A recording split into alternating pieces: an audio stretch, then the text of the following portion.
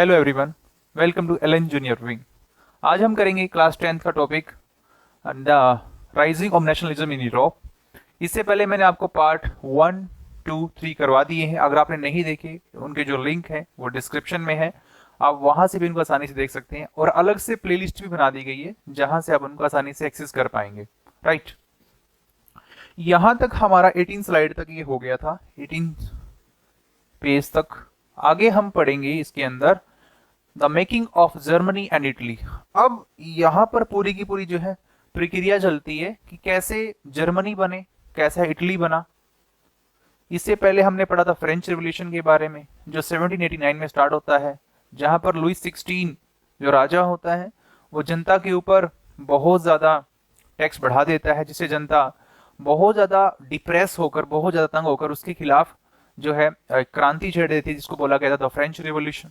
Right, अब हम करेंगे the making of Germany and Italy. Italy और जर्मनी कैसे बने उनके बारे में हम पूरा पढ़ेंगे।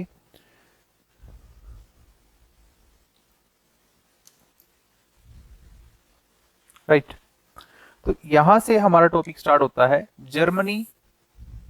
एक मिनट, कलर थोड़ा चेंज कर देते हैं इसका। Yes, Germany can the army be the architect of the nation. क्या जो है आर्मी वो आर्किटेक्ट हो सकती है नेशन की? After 1848, nationalism is Europe moved away from the associations with democracy and revolutions. Nationalist, अब देखो फ्रांस में तो रिवोल्यूशन सभी को देखने को मिला। अब ये जो रिवोल्यूशन है अलग अलग जगह फैलने लगा। Often mobilized by the conservatives of the promoting state power and अब हमने लास्ट टाइम हमने पढ़ा था कंजर्वेटिव्स के बारे में, जिनकी स्क्रीन सोच होती है, जिनकी सोच ये थी कि जो पावर वो स्टार्टिंग से एंजॉय करते आ रहे हैं ना, क्लर्जी ग्रुप, नोबल्स ग्रुप, वो पावर उनको कंटिन्यू चलती रही। मतलब कि जो उनको विशेष अधिकार प्राप्त थे पहले, वही अधिकार उनको मिल जाए वापस। तो अब उन्होंने सोच लिया था कि जो लोग हैं वो जो है मानने वाले नहीं हैं, उनको फ्रीडम चाहिए, उनको इक्वालिटी देनी पड़ेगी। उनको जो है फ्रेटर्निटी का भाव उनके अंदर अब आ चुका था। अब उसको वो जो है उसका स्वाद चख चुके थे फ्रेंच रेवोल्यूशन के अंदर। अब वो सारी चीजें फिर उनको उन्होंने सोचा कि क्यों ना इनको थोड़ी पावर दी जाए, जिससे ये लोग भी खुश और हम लोग भी खुश। This can be observed in the process by which Germany and Italy came to be unified in nation state, as you have seen nationalist feelings. अभी नेशनलिस्ट फीलिंग मतलब राष्ट्रवाद, राष्ट्र की भावना जिसको जागी इनके अंदर। Wide spreads among the middle class Germans who is in 1840 try to unite in different regions of the German confederation into the nation states govern by the elected parliament. अब यहाँ पर जो ये मिडिल क्लास फैमिली है वहां की, Germany की, उन लोगों ने मुहिम छेड़ दी कि हमें भी जो है ना इलेक्टेड गवर्नमेंट चाहिए, पूरी तरह से फ्रीडम चाहिए। Right, this liberal initiatives to nation buildings was however repressed by the combined forces of the monarchy and the military supported by the large land owners collected junkers of the Prussia. Prussia took on the leadership of the movement for national unification. अब पूरी की पूरी जो बातें हैं, पुरेशिया ने क्या किया, लीडरशिप ले ली। कहाँ की? पुरेशिया देश लीडरशिप ले लेता है किसकी? मूवमेंट की, यूनिफिकेशन। यूनिफिकेशन का मतलब होता है इकट्ठा करना।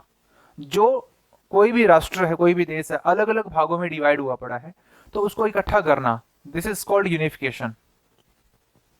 It's chief ministers auto von Bismarck. अब ये व्यक्ति का नाम आपको याद रखना है, ओटो वन बिस्मार्क। अब बिस्मार्क कहां पर है? आपका जर्मनी के अंदर। राइट, और यहां पर क्या हो रहा था पूरा का पूरा, देखो हम मैंने आपको बताया था हमारा जब देश आजाद हुआ ना, उस वक्त 565 रियासतों में बटा हुआ था, और उन रियासतों को इकट्ठा करने का काम एक व्यक्ति ने किया, जिसका नाम था सरदार वल्लभ भाई पटेल, जिसको आयरन मैन ऑफ इंडिया भी कहते हैं। उसी प्रकार अगर पूछा जाए बिस्मार्क ऑफ इंडिया किसको कहा जाता है, तो सरदार वल्लभ भाई पटेल को। क्यों कहा जाता है? क्योंकि उन्होंने जो है भारत की 565 रियासतों को इकट्ठा करवाया था। उसी प्रकार बिस्मार्क ने जो जर्मनी को इकट्ठा करने में हेल्प की थी, was architect of this process carried out with the help of the Persian army. Persian army के साथ इसने हेल्प की। Bureaucracy their wars over 7 year. अब 3 जो है लड़ाइयां लड़ी गई और 7 साल तक ये लड़ाइयां जो है लड़ी गई। ठीक है, with victory Austria, Denmark and France इसके साथ ended in Prussia and victory and completed the process of the unifications. और फिर फाइनली इनको 7 साल में जो है 3 लड़ाइयां 7 साल लड़ाइयां चली और 3 जो है युद्ध हुए, और फिर इनको जो है कंप्लीट यूनिफिकेशन मिल गया। In January 1871, the Prussian king William I was proclaimed German Empire in the ceremonies held Versailles. अब यहाँ पर जो है जर्मनी का राजा कौन बन जाता है? William one. और वहां पर उसकी ओथ कहां पर होती है? वर्सलीज के अंदर, राइट। इतनी आपको पिक्चर क्लियर हुई होगी कि ओटोमन एम्पायर के अंदर जो ओटोवन बिस्मार्क है उसने जर्मनी को किस तरीके से हेल्प की इकट्ठा करने में, यूनाइट करने में। आगे हम करेंगे on the bitterly cold morning 18 January 1871 में क्या होता है? An assembly comprising the prince of the German states, representatives of the army, important Prussian ministers including the chief minister Otto von Bismarck gathered in the unheated hall of the mirrors in the palaces of Versailles, proclaimed the new German empire headed Kesari William. इस व्यक्ति को सारी की सारी जो भागदौड़ संभाल दी जाती है जर्मनी की। और इसमें हेल्प किसने की थी? सबसे महान नाम बिस्मार्क ने। अब इंडिया के बिस्मार्क कौन? सरदार वल्लभ भाई Patel. The nation's building process in the Germany had demonstrated the dominance of the Prussian state's power. अब जो है जर्मनी के अंदर डेमोन्स्ट्रेट हो चुका था डोमिनेंस किसका हो चुका था? प्रेशियन पावर का। The new state placed in the strong emphasize the modernizing the currency, banking, legals and judicial system. सब कुछ चीजें उन्होंने लागू कर दी अपने देश के अंदर। एक करेंसी लगा दी, पूरी पूरी बैंकिंग सिस्टम को लागू कर दिया, लीगल सिस्टम, जुडिशियल सिस्टम को लागू कर दिया, जिससे लोगों के अंदर एक भावनाएं पैदा हो जाए कि हाँ सच में अब वो राष्ट्र आ गया है जो हमने सपनों में सोचा था। Germany Prussian measures practices often become a model for the rest of the Germany. और ये पूरा का पूरा मॉडल जो है लागू करने की कोशिश की गई पूरे जर्मनी के अंदर और जर्मनी को इकट्ठा किया गया, राइट। आगे हम करेंगे इटली यूनिफाइड। अब हमने जर्मनी के बारे में पढ़ लिया कि जर्मनी कैसे यूनिफाइड हुआ, कैसे उसने जो है 7 साल तक 3 लड़ाइयां लड़ी और कैसे जो है बिस्मार्क ने इसमें इंपॉर्टेंट रोल प्ले किया, क्रूशियल रोल प्ले किया। उसी प्रकार अब बात करेंगे इटली। अब इटली भी चाह रहा था कि वो भी यूनिफाइड हो जाए। अब इटली की कहानी बिल्कुल ही अलग थी। Like Germany, Italy too had a long history of the political fragmentations. Italians were segregated over several dynasty states as well as the multinational Habsburg Empire. ये जो इटली था ना, बहुत सारी अलग अलग राजाओं की जो है ना हिस्सों में बटा हुआ था पूरा का पूरा, right. During the middle of the 19th century, Italy was divided into 7 states. अब 7 स्टेट में ये बटा हुआ था इटली, ठीक है। और ओनली वन जो थी सर्डिनिया पिडिमॉन्ट जो है थी वो रूल कर रहा था कौन? Italian princely house. The north was under Austrian Habsburg, centre was ruled by. अब यहाँ पर ये इटली है ना 3 भागों में डिवाइड था। अब जो है जो नॉर्थ पार्ट था अंडर किसके था? ऑस्ट्रियन हैब्सबर्ग के अंडर में था। और जो सेंटर पार्ट था, ये जो सेंटर वाला पार्ट है वो किसके हाथ में था? वो पोप के हाथ में था, पोप के हाथ में। और जो साउथ वाला रीजन वाला एरिया था वो जो है डोमिनेशन था बॉर्बन किंग्स। अब आपको पता होगा बॉर्बन जो फैमिली है, बर्बन जो फैमिली है, इसी से लुई 16 बिलोंग करता था जिसमें फ्रेंच रिवॉल्यूशन हुई थी ऑफ स्पेन। अब इटली के 3 भाग अलग अलग राजाओं के भाग में अलग अलग जो 3 रूल थे, जो अलग अलग पार्ट थे इटली के 3, वो अलग अलग राजाओं के ऊपर रूल हो रहे थे सारे के सारे। Even the Italians language had not acquired one of common form of the still had many regional and local variations. जो इटालियन भाषा थी वो भी पूरी बिखरी हुई पड़ी थी, कोई अलग भाषा बोल रहा है, कोई अलग भाषा बोल रहा है, जिससे लोगों के बीच में यूनिटी नहीं बन रही थी एक प्रकार से भाषा की। During the 1830s, Giuseppe Mazzini had sought to put together a coherent program of the unitary Italian Republic. अब यहाँ पर एक आदमी उठता है, गुसेप मजीनी, ठीक है। ये इटली को रिपब्लिक कराने में एक क्रूशियल प्ले रोल करता है play. He had also formed a secret society called, आपने पहले भी पढ़ा था चैप्टर के बारे में, इस पार्ट सेकंड में बताया था मैंने, ये यंग इटली के नाम से ग्रुप बनाता है। और dismentations of the his goals, the failure of the revolution is surprising बहुत 1831, बट 1831 में उसको जो है जेल में डाल दिया जाता है किसी न किसी आरोप को लगाकर। और फिर 1848 के अंदर मेंटली नाउ द अब पूरा का पूरा जो है सेडेनियन जो पेंडियमंट जो अंडर द रूलर किंग, अब सारी की सारी जो भागदौड़ है इटली को आजाद कराने की अब किसके हाथ में आ गई? विक्टोरी एम्यूल सेकंड के हाथ में आ गई। Unify the Italian states through Wars. अब इस व्यक्ति को आजाद करवाना है इटली को, और वो प्ले भी रोल अच्छा करता है आजाद करवाने के अंदर, Victor एम्यूल II। In the eyes of the ruling elites, the reasons and unified Italy offered them the possibility of economic development and political dominance. और इटली के अंदर भी एक प्रकार से डोमिनेंस वाली भाषा जो है आ जाती है एक प्रकार से कि जनता को इटली के अंदर भी क्या चाहिए थी? फ्रीडम चाहिए थी। जैसे जर्मनी ने ली, जैसे फ्रांस ने ली, वैसे इटली के लोग भी चाह रहे थे, सेम टू सेम वैसे का वैसा। चीफ मिनिस्टर, अब देखो, अब ये थर्ड यहाँ पर कौन आ जाते हैं इटली के अंदर, चीफ मिनिस्टर्स के, और इनका नाम आपको याद रखना है कि ये क्या करते हैं, who led the movement of the unify the regions, Italy was neither revolutionaries nor a democrat. अब ये जो बंदा था केवियोर, ये ना तो कोई बहुत बड़ा रिवोल्यूशनरी था, बहुत बड़ा क्रांतिकारी नहीं था, डेमोक्रेट भी नहीं था बहुत बड़ा, जिससे कि इटली में एक बहुत बड़ा जो है बदलाव ला दे। Like many other wealthy and educated members of the Italians light he spoke, but इसके अंदर एक खासियत थी, ये इटली का बंदा इटालियन जो भाषा यूज करता था, उसके अलावा जो है ये फ्रेंच भाषा भी बोलता था, इसकी फ्रेंच भाषा बहुत अच्छी थी। He did Italians through a tactful diplomatics, इसने जो है अलायंस किया, और France engineered by the clever Sardians pediment succeeded in defeating the Austrian forces 1859 के अंदर जो है। फिर देखो डिप्लोमेटिक्स रिलेशंस के हिसाब से जो है ये ऑस्ट्रियन फोर्सेस को 1859 के अंदर ये हरा देता है। Apart from regular troops, large number of armed volunteers under the leadership of Giuseppe Garibaldi जो है नाम इनका, joined the fray 1860 they marched into south Italy and kingdom of the two Celsius succeeded in the winnings the support of the local peasants order to drive away the Spanish rulers। देखो यहाँ पर क्या होता है, ये जो Italy है वह 3 भागों में बटा हुआ था, वहां पर 3 अलग अलग डायनेस्टी के राजा जो है रूल कर रहे थे, सेंटर में जैसे पोप थे। वो बात करें हम कि यहाँ पर ये जो पूरी टीम है, पूरी जो इनकी आर्मी है, वो अलग अलग हिस्से को पहले साउथ वाला फिर नॉर्थ वाले को अपने अंडर में ले लेते हैं, सेंटर वाला अपने आप सरेंडर कर देता है, क्योंकि सेंटर में तो कोई रास्ता बचा नहीं था। 1861 Victor Emmanuel was the proclaimed king of the united Italy. अब यहाँ पर 18 विक्टर जो है एम्यूल सेकंड 1861 के अंदर अपने आप को राजा घोषित कर देता है। However much of the Italians populations among the home rates of literacy. अब देखो यहाँ पर क्या हो रहा था, मैक्सिमम जो पॉपुलेशन थी ना इटली की वो अनपढ़ थी, लोगों को समझ ही नहीं आ रहा था कि किस तरीके से ये चीजें सारी हो रही हैं, कौन हमारे लिए लड़ रहा है कौन नहीं लड़ रहा।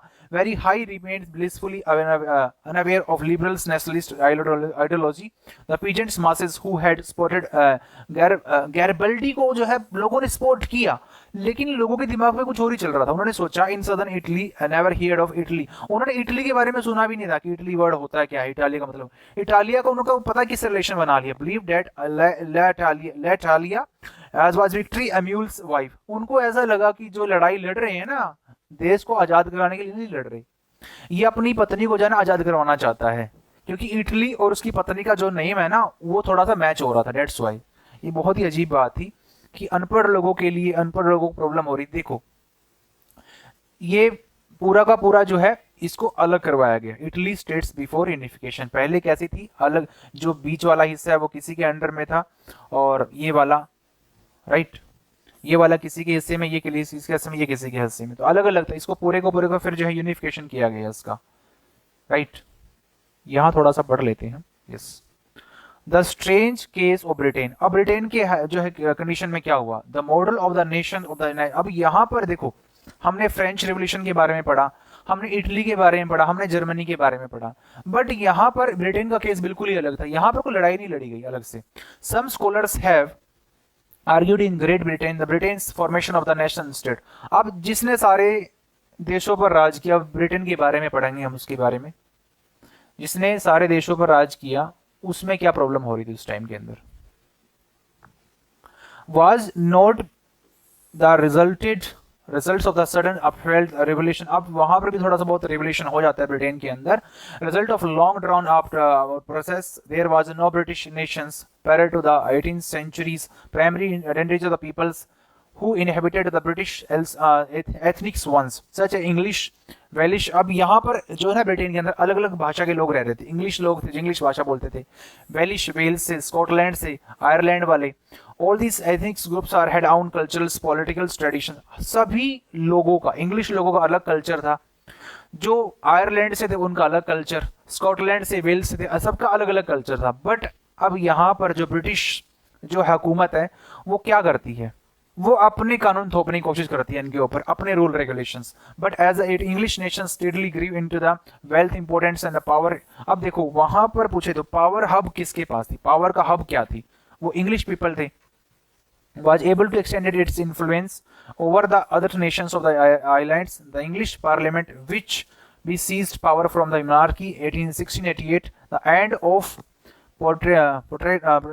conflicts was the instruments through which nation states. अब जो इंग्लैंड भी है ना वो मोनार्की से जो है ना पार्लियामेंट्री फॉर्म में चला जाता है पूरा का पूरा, right. With England its centre came to be forget the act of the unions 1707 के अंदर जो एक्ट आता है किसके अंदर, इंग्लैंड के अंदर. इंग्लैंड और Scotland resulted in the formation of the United kingdom. England किसको मिला लेता अपने अंदर, स्कॉटलैंड को मिला लेता अपने अंदर और क्या बना लेता अपने आप को, United Kingdom of the Great Britain. ये इसको नाम दिया गया. Meant in the effect that England was able to impose its influence on Scotland. अब स्कॉटलैंड अलग कंट्री थी लेकिन इंग्लैंड ने इसको अपने ऊपर कब्जा कर लिया इसके ऊपर, स्कॉटलैंड के ऊपर, और इसको अपना एक जो है राष्ट्र घोषित कर दिया और तभी तो जो है कहलाया द ग्रेट ब्रिटेन. यहां तक हम बात करें कि स्कॉटलैंड अब किसके अंडर में आ गया, इंग्लैंड के अंडर में आ गया Scotland. The British parliament was henceforth dominated by its English members. The growth of the British identity meant that Scotland's distinctive cultures और political institutions were systematically suppressed. देखो Scotland का ना अपना कल्चर था, अपनी भाषा थी, अपने लोग थे. उन लोगों ने क्या किया, उसको सप्रेस कर दिया. किन लोगों ने, इंग्लिश लोगों ने. स्कॉटलैंड की जो उनकी भाषाओं को पूरी तरह से दबा दिया गया. वहां के जो लोग थे उनको दबा दिया गया. The Catholics clans that inhabited the Scottish Highlands suffered tribal repressions whenever they attempted to assert their independence. The Scottish Highlanders was forbidden to speak their Gaelic language. At least उनको उसकी भाषा भी इस्तेमाल करने दी गई. कहाँ की, स्कॉटलैंड के लोगों की भाषा को भी इस्तेमाल करने नहीं दिया गया. Wear their national dress and large number were forcibly driven. जो उनकी ड्रेस है, जो उनका ड्रेस कोड था, उसको भी जो बैन कर दिया गया इंग्लैंड के अंदर. यहां तक स्थिति इतनी खराब हो चुकी थी उस टाइम में. आउट ऑफ देयर होमलैंड, उनको अपनी घर से ही, अपनी कंट्री से बाहर निकाल दिया गया. किसके द्वारा, ब्रिटेन के द्वारा, राइट. आयरलैंड की बात करें, सफर्ड. अब यहां पर मैंने बात की आपको ब्रिटेन के साथ स्कॉटलैंड को उन्होंने अपने अंडर में ले लिया. अब बात करेंगे आयरलैंड की. अब ये ग्रेट ब्रिटेन बना कैसे, वही तो बता रहे हैं कि इसने कैसे कब्जा कर लिया आसपास की कंट्रियों के ऊपर. वहां के जितने भी उनके रिचुअल्स थे, उनके सारे के सारे जो कस्टम्स थे, उन सभी के ऊपर बैन लगा दिया गया. उनके ऊपर इम्पोज कर दिया गया अपनी भाषा को, इंग्लिश भाषा की. अपनी इंग्लिश भाषा बोलनी, अपनी सारे कल्चर्स को आप जो है एक तरफ फेंकें, right. It was a country deeply divided between Catholic and Protestants. अब ये आयरलैंड का केस बता रहा हूं मैं आप लोग को कि जो है ये कंट्री दो जो है अलग ग्रुप में बटी हुई थी. एक कैथोलिक्स में, एक जो है प्रोटेस्टेंट्स में. द इंग्लिश हेल्प द इन्होंने क्या, प्रोटेस्टेंट्स की जो है ना हेल्प कर दी. कि इन्होंने, इंग्लिश पीपल ने, इंग्लिश पावर ने किसको हेल्प किया, सपोर्ट किया, प्रोटेस्टेंट्स को सपोर्ट किया of Ireland to establish their dominance over a largely Catholic country. Catholic country के ऊपर उन्होंने जो है उनका साथ देना स्टार्ट कर दिया. कैथोलिक को दबाना था. Catholic revolts against the British dominance were suppressed. जो भी कैथोलिक पीपल्स थे उनका रिवोल्ट हुआ, जिसको किसने दबा की, फिर उन्होंने ब्रिटिश पावर ने उनको दबा दिया with the help of Protestants. ये बात क्लियर है सभी को यहां तक. After a failed revolt led by the Wolfe Tony and his United Irishmen 1798, Ireland was forcibly incorporated into the United Kingdom in 1801. A new British nation was forged through the propagation of a dominant English culture. अब ये Ireland पूरा नहीं आया था dominance में England के. जो north वाला हिस्सा है वो इसके डोमिनेंस में आ चुका था इंग्लैंड के. The symbols of the new Britain's. अब यहां पर देखो ब्रिटेन ने स्कॉटलैंड को निगल लिया, वेल्स को निगल लिया, और नॉर्थ वाला जो आयरलैंड है उसको भी निगल लिया. और फिर यहां से अपना एक झंडा ले आता है, द ब्रिटिश फ्लैग, इसको बोला गया Union Jack. The national anthem बोला गया, the God save our noble kings. अब अपने राजाओं को बचाने का इनका एंथम है. इंग्लिश लैंग्वेज इंप्लीमेंट की हर जगह, वर actively promoted and the older nations survived only as a subordinate partners in this union. जो इनकी हाँ में हाँ भरेगा, जो इनके जूते साफ करेगा ब्रिटिश लोगों के, ब्रिटिश राजाओं के, उन्हीं की बात सुनी जाएगी. बाकी सब लोग जो हैं इनके एनमी बन चुके थे, राइट. Visualising the nation. अब देखो सभी के दिमाग में ये बात तो आ गई थी कि हमें भी ना अपना अलग से नेशन चाहिए, चाहे वो फ्रांस हो, चाहे इटली हो, चाहे जर्मनी हो.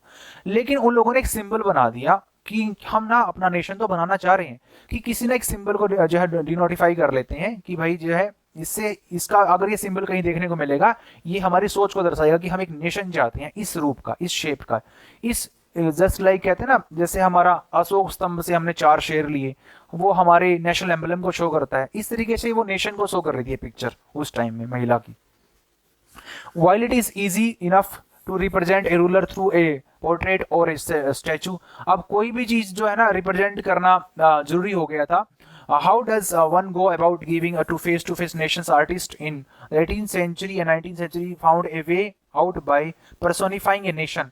अब उनको नेशन को ना किसी न किसी रूप में पर्सोनिफाई करना पड़ा, जरूरी था, मतलब कि in other words they represented a country as a were a person. उनको जो है कंट्री एक मैप, एक तरीके से पिक्चर के रूप में शो करना था।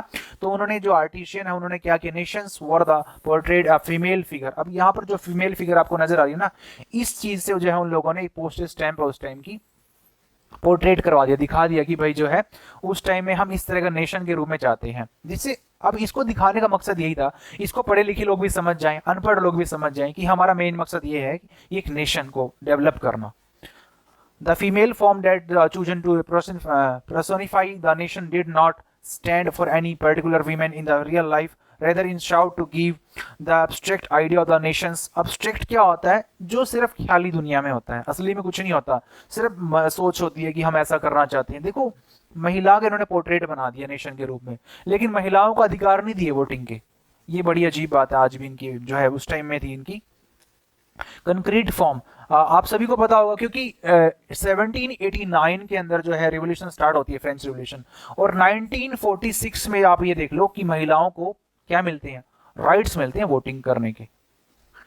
Figure becomes an allegory of the nation. Allegory इसको बोला गया ऑफ द नेशन का, जिससे ये पिक्चर दिखाई जाए, उससे समझ जाए कि what is our motive. You will recall that during the French Revolutions, artists used the female allegory to portray ideas such as liberty। जैसे आप सभी को पता होगा स्टैचू ऑफ लिबर्टी आपने देखी थी कि महिला को दिखाया गया लिबर्टी के रूप में, जिससे लोगों को देखकर भावना पैदा हो कि देखो भाई हमें ये चीज चाहिए, अपना डिजायर ये है हमारा। Justice and the Republic, these idols were represented through specific objects or symbols। ये जो symbols हैं, यहां तक हमने पढ़ लिया सिंबल्स तक, कि ये दूर दूर तक दिखाए जाएं, पोर्ट्रेट कराए जाएं हर जगह, जिससे लोगों के दिमाग में भावना पैदा हुई कि भाई ये हमें चाहिए। As you would remember the attributes of the liberty are the red cap. आप सभी को अगर याद हो तो उस टाइम जो स्लेव थे फ्रेंच रिवोल्यूशन के अंदर, उन्होंने रेड कैप डाली थी। रेड कैप का मतलब है कि वो पहले स्लेव थे, अब वो आजाद होकर घूम रहे हैं इधर उधर, ठीक है, अब वो फ्री महसूस कर रहे हैं अपने आप को। द ब्रोकन चेन उस टाइम में दिखाई मैंने आपको, डायग्राम आपको जो है पिक्चर दिखाई थी मैंने फ्रेंच रिवोल्यूशन के अंदर, कि ब्रोकन चेन का मतलब है अब हम आजाद हैं, उसका मतलब ये शो किया गया। While justice is generally blind folded women. आपने कोर्ट में देखा होगा एक महिला है तराजू पकड़ के खड़ी है, जो जिनकी पट्टी बांधी है आंख पे, और pairing of weighing scales. Similar female allegories were invented by the artisan to 19th century के अंदर इनको अलग अलग जो है फीमेल एलिगरीज बनाई गई, लोगों को जो है जागरूक करने के लिए, नेशन को जो है अवेयर करने के लिए। In the France was Christian. अब फ्रांस के अंदर क्या थी, मेरीना थी, जहां लोगों के बीच में इसको पॉपुलर किया गया। Popular Christians names which underline the idea of underline the peoples nations, जो बहुत पॉपुलर हुई लोगों के बीच में कि हमें एक ऐसा नेशन की डिमांड चाहिए, इस ऐसी महिला की जैसी। उसमें महिला के अंदर बहुत सारी उन्होंने ऐसी चीजें डाल दी जिससे लोग उसे देखकर इंस्पायर्ड हो जाएं। Her characteristics were drawn from those of liberty and the republics. The red cap tricolours उसके अंदर डाल दिया। Cockade statues of Marini were erected in the public square of the remind to people public of national symbol of the unity and the। अब उसको हर जगह लगा दिया गया, अलग अलग चौराहे पर लगा दिया गया, जिससे लोग उसे देख कर एक राष्ट्र की भावना अपने अंदर जगाते रहे, right. And to persuade them to identify with the Marina image were marked on the coins and stamps। coins के ऊपर, stamps के ऊपर उसको छापा गया। मतलब लोगों के अंदर अब जो है ना, वो जो आजादी है वो चरम सीमा पे पहुंच गई थी उस टाइम के अंदर।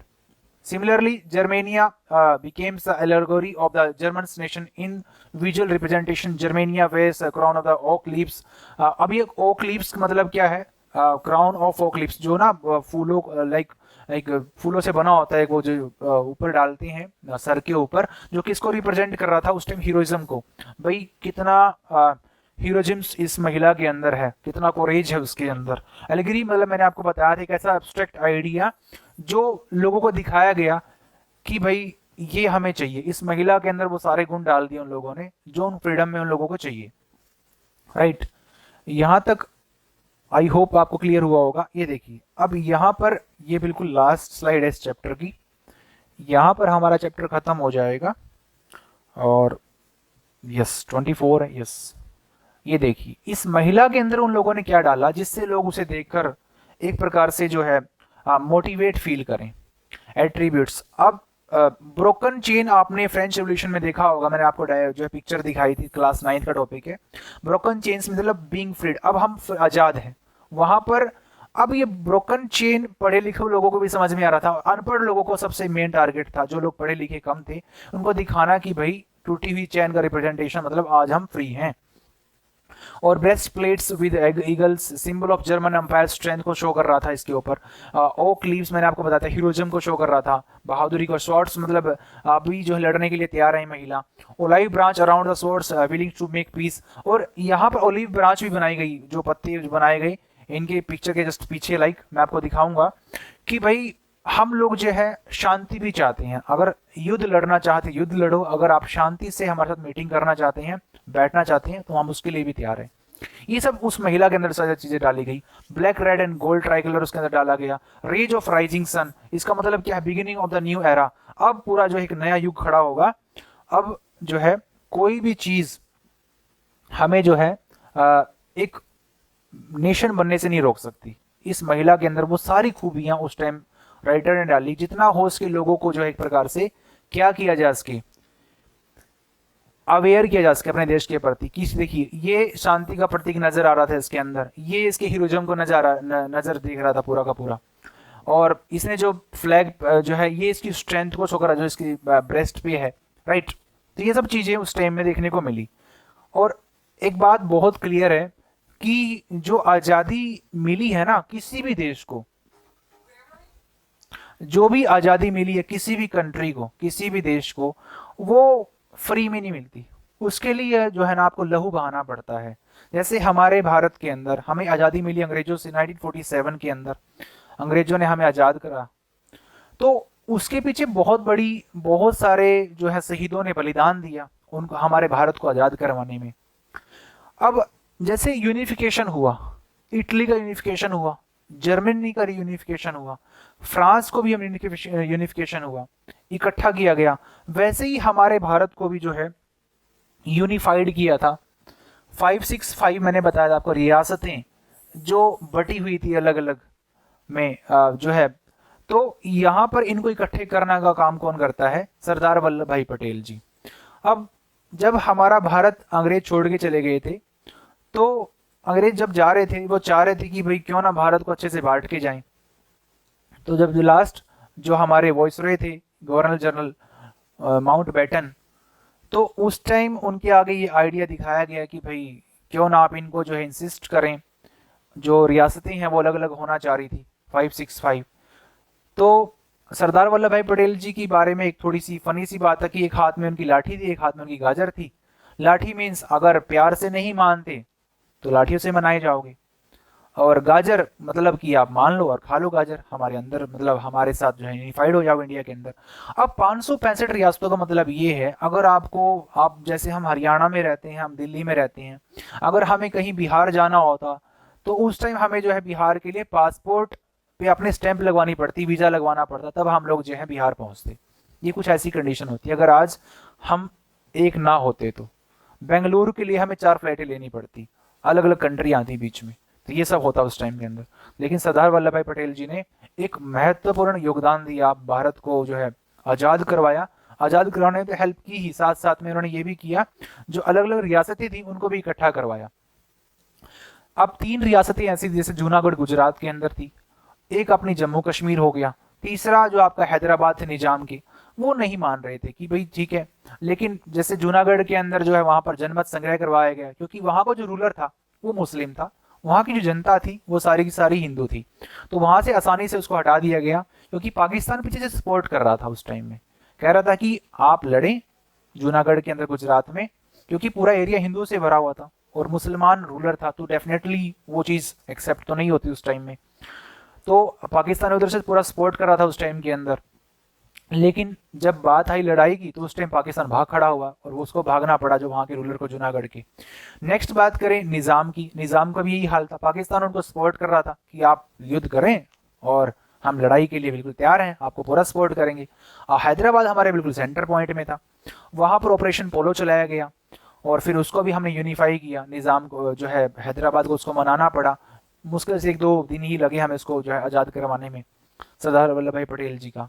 और तीसरा इशू हमारा होगा जम्मू कश्मीर का, जो आज भी बहुत बड़ा हमारा जो बोन ऑफ कंटेंशन बना हुआ है, क्योंकि पाकिस्तान के साथ हमारा उसके साथ कॉन्फ्लिक्ट है। क्योंकि जो पाकिस्तान ने जो है हमारा ऑक्यूपाई कर रखा एरिया, उसको हम कहते हैं पीओके, पाकिस्तान ऑक्यूपाइड कश्मीर। उधर से वो कहते हैं हमारे जो हमने जम्मू कश्मीर को अपने कब्जे में ले रखा है उसको वो कहते हैं इंडियन ऑक्यूपाइड कश्मीर। अब दोनों के बीच में ये कॉन्फ्लिक्ट है कि उन्होंने हमारा हिस्सा ले रखा है और वो कहते हैं, मतलब कि सेम एज यूजुअल उल्टे से ये आरोप लगते रहते हैं आपस में, राइट। लेकिन ये इतना बड़ा मसला नहीं होता जम्मू कश्मीर वाला अगर जवाहरलाल नेहरू जी इसको यूनाइटेड नेशन के अंदर लाइमलाइट ना कर दे इतना। सो ये सब चीज़ें हुई इसके अंदर पूरा का पूरा जो हमने बताया कि एक यूनिफिकेशन के बारे में मैंने पढ़ा, राइट। और ये चैप्टर फर्स्ट है 10th क्लास का हिस्ट्री का, ये पार्ट नंबर 3 है। अगर आपने पार्ट 1, 2, 3 नहीं देखे तो उनकी जो लिंक है वो डिस्क्रिप्शन में है और उनकी अलग से प्लेलिस्ट भी बना दी गई है जिससे आप आसानी से उनको देख सकते हो। और थैंक यू वेरी मच। और अगर आपको वीडियो पसंद आ रही है तो प्लीज़ इसको लाइक करें, शेयर करें और चैनल को सब्सक्राइब करें।